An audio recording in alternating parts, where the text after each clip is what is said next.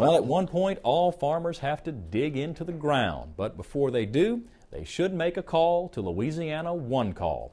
Avery Davidson is standing by with this week's in-studio guest to tell us why that is so important. Avery?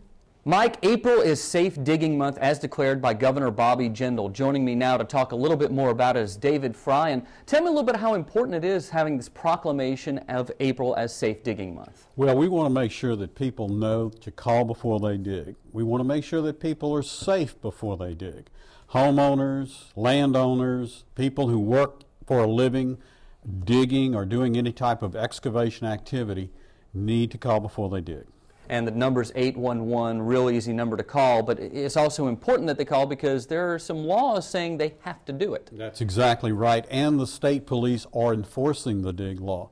The fines range up to $25,000 for someone who violates the law, and they can violate the law by not calling before they dig.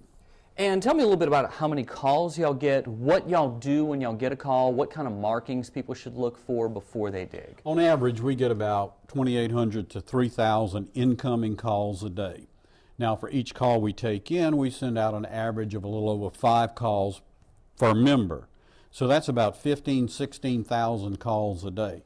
But keep in mind, everybody that digs is still not calling before they dig. What we do is we take the information, process it, send it to our members who are responsible for marking the area where the lines are located or providing information as to where those lines are located. When you say your members, you're talking about utility companies, pipeline companies, those sorts of things? That's correct. AT&T, Entergy, for example, the water companies. We have nearly 1,000 members in our program. And what are they going to mark? What are those little painted lines going to mean? Well, they use a color code that is essentially by the American Public Works Association. Each color represents a certain industry, and they should be marking those lines exactly where they are underground to prevent damage and to provide for everybody's safety. Of course, water is blue, yellow is gas, so on and so forth.